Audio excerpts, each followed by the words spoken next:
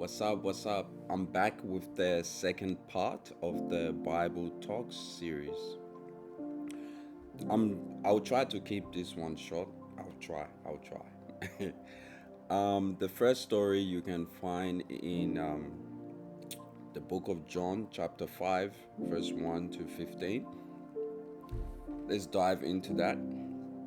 Again, not preaching, just a discussion.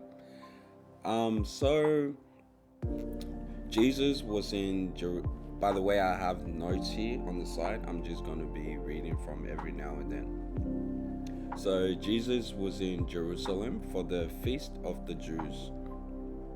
He saw a crippled man sitting by a pool. Now, this pool is not just any pool. It's like a special pool that God sends his angels to go to. Now, when the angels come to this certain specific pool, they bless it. They bless the water, and whoever is like, let's say they're sick, any sort of illness, diseases. Once the angels have touched this pool and bless it, and whoever is not feeling well, if they go in that pool, they touch it, abracadabra, they're well again. So it was like a magical, spiritual kind of pool after it's been like healed and blessed. So, and there are normally like many people with diseases around this pool, just waiting for the angels to come bless the pool, and then they can go in it and be healed. So the crippled man Jesus saw. He started making excuses. He saw Jesus, and Jesus was like, looking at him. It's like the pool is right there. Like, don't you want to be healed? So he started to make excuses. He was like, oh, there's always people rushing in front of me, and by the time I get there, it's too late. It's like just all these excuses. So, yeah, just excuses, blaming others for his misfortunes. And Jesus told him, if you're willing to be healed, stand up, pick up your mat, and go. And if only the crippled man knew like who he was talking to. Like, the Son of Man was there, that gives healing power, like special healing power to anyone and anything. But he's there talking about the pool. You know what I mean? It's like the Son of Man is standing right in front of you, and he's like, oh, he's talking about the pool. So Jesus could have easily laid his hands on him, healed him, normal thing. You're healed. But he said, he said heal, but no. Sorry, I lost track there. Jesus did that. Jesus just didn't like heal him straight away, because first of all, he could have easily just crawled to that pool like other like ill people did, but he was there giving excuses and all these unnecessary excuses. So Jesus wanted to test his faith. That's why Jesus asked him, like, it's like, why haven't you done this yet? Because he's just been lazy. He's just been sitting there, just enjoying life, relaxing. He's like, and it's kind of like similar situation when you compare that to life. We have a lot of stuff going on, and we always want to look for someone to put the blame on, and it makes us feel better about ourselves. It's like, oh, the reason I'm like this, the reason this is happening to me is because of that person. They did that. Just stop making all those excuses. Just for once take responsibility. Like this crippled man, he's not taking responsibility. Like, he could have been healed ages ago. Just crawl your way to the pool and heal yourself. The water, like the job is already done.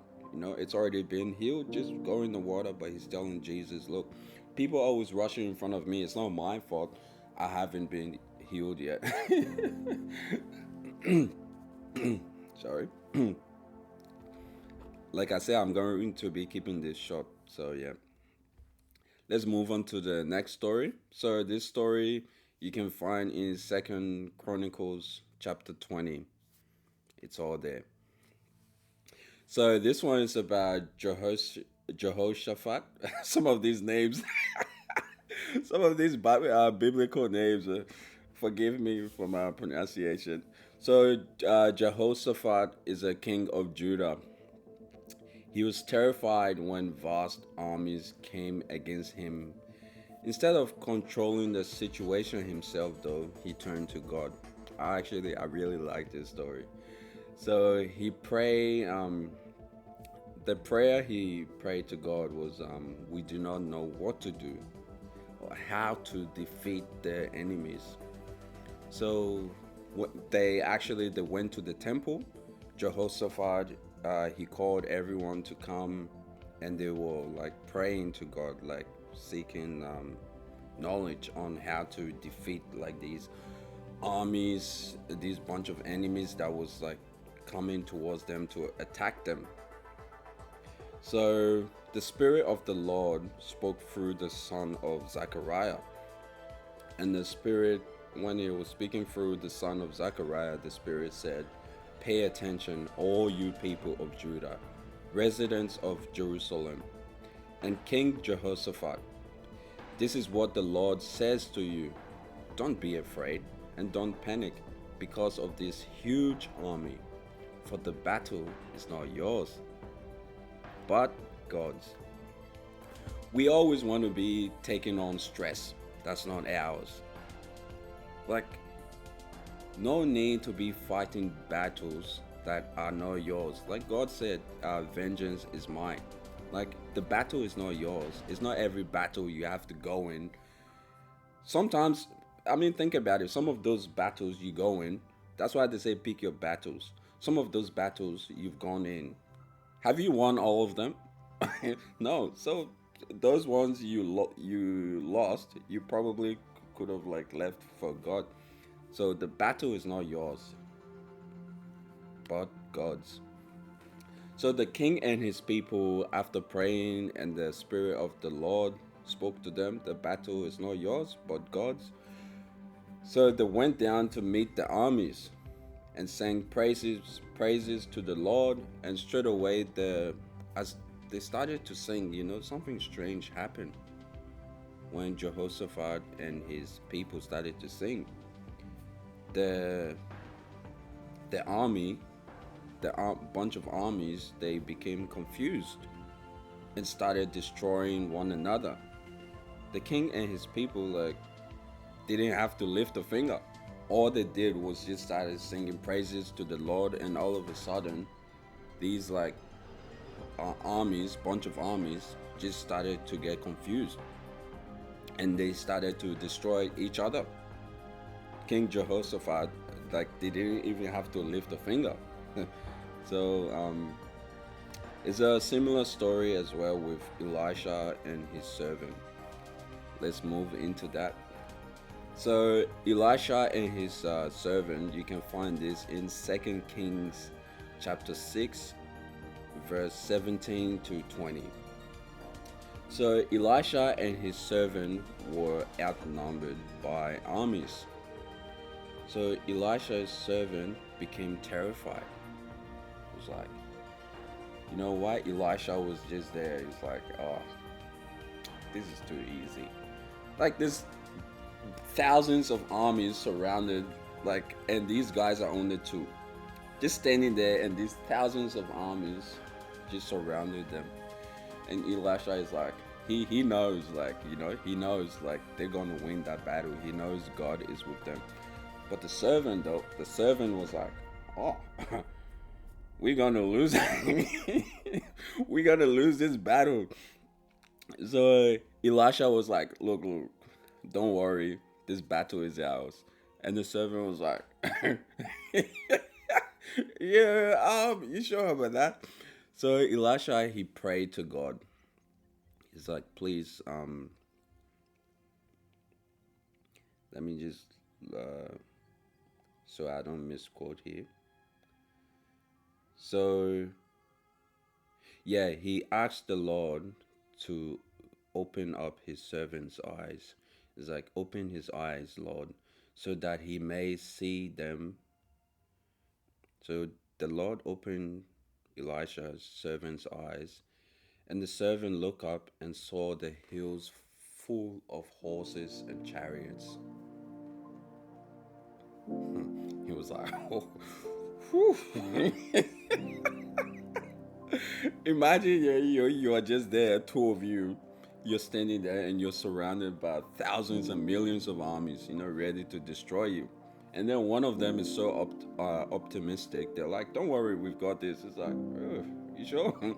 And then your eyes finally was spiritually open, and you see like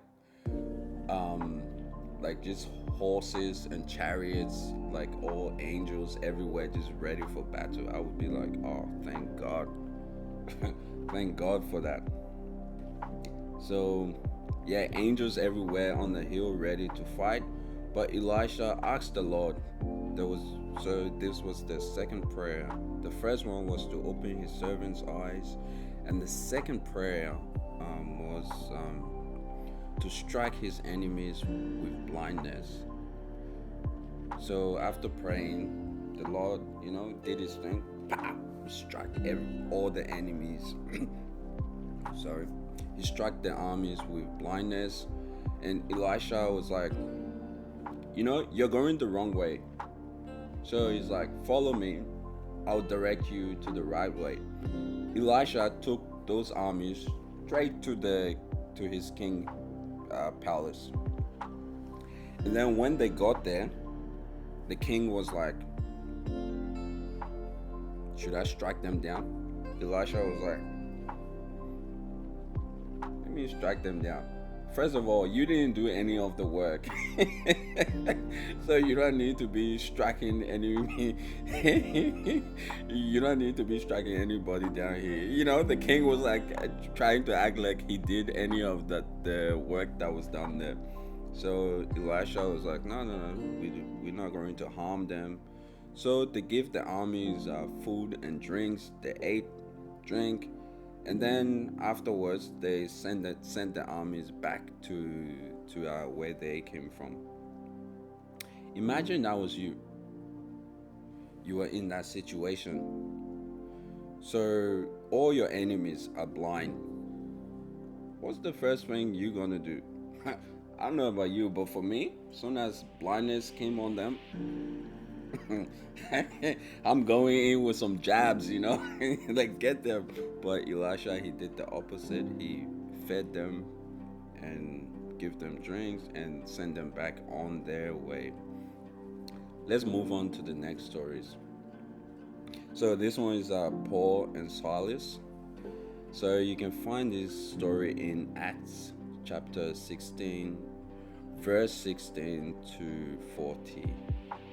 So Paul and Silas were arrested, flogged, and imprisoned for causing a public nuisance. At midnight, they started to praise and worship the Lord, and the prisoners heard them and started to sing along as well. And something odd and amazing happened. Everywhere started to shake. It's like an earthquake. The power of God, it's amazing. I know so everything started to shake, and everywhere all the chains was loosened, the prison gates was open, everything was just destroyed. So I know once they got out of there, they never looked back again. Imagine you're in that prison and straight away, you're there relaxing. They probably sentence you for life, and you're there, and everyone is just singing, and you're like, all right. I mean, let me sing along as well. So you just started praising and worshiping, you're singing, and then the prison gates just open. First of all, I'll just come out and just say if I'm not being punked or something. Check. I will race out of there. I'll race out of there, pull Jason Bourne, change my name, change everything, get a fresh passport, change everything, and just go live my life. So, just bottom line is, it's not easy to follow Jesus. I mean, just because you're following him doesn't mean everything is just going to be a walk in the park, just milk and honey. There will be times where you're going to face your trials and tribulations. You just have to keep up the faith. Just be really strong in faith. All you need is just a faith as small as a mustard seed. And if you tell that mountain to move, it will move. So, in every situation as well, it's not every situation you can handle. Some situations that you can't handle, you leave it up to God, because the battle is not yours but God's. So just pick your battles, and just because you're following Jesus doesn't mean everything is going to be easy. I mean, the devil is not going to go to the wicked. Like, for example, I'm not trying to discourage anyone here, by the way. The devil is not going to go to places like clubs and all these other places that, like some funny stuff happen. I'm not going to go too much into details of that because I don't want anyone coming at me with anything. It's like, what are you saying about clubs, Bill? So I'll just leave that. Yeah, so the devil is not going to go there. He will, though. Like, where you're going to find him most of the time is in the churches.